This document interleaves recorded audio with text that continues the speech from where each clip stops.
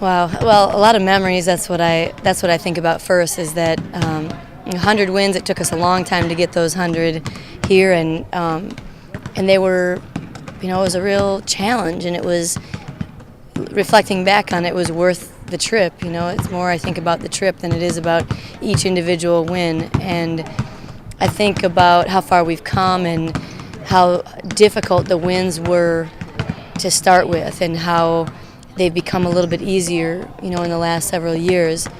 Easier is a relative term, but you hope that your team is maturing as they go, and you hope that things start clicking for us along the way. And I think it's too soon to tell. We've won 4 games. We haven't won 24 games in a row, so I feel really good about where we are. I think we've turned a bit of a corner. I see some real comfort in the kids that are playing together. They're feeling very comfortable with one another, what their roles are. I'm seeing the confidence in each one of them.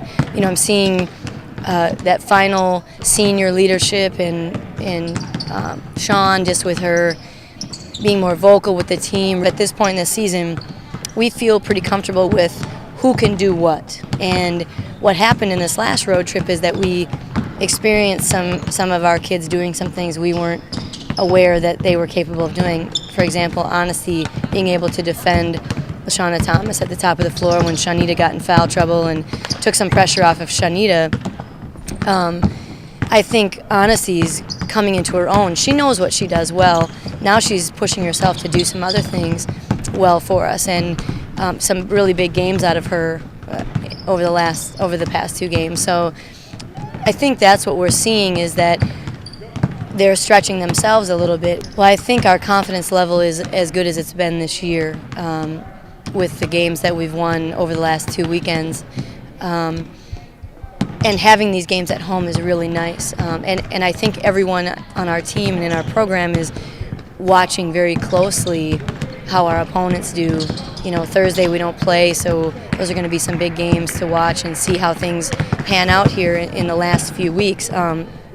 It's nice to be at home while everybody's duking it out for the final standings. And I do think we practice well and with a little bit of a bounce in our step after having those 4 wins over the last 2 weeks. So I'm seeing good things.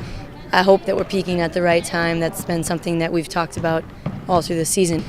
Well, they're a dangerous team because they haven't won very many games, and I think we talked about that last time we played them. And it was a really close game at halftime, 5 points at half, and we came out and played a very good offensive second half.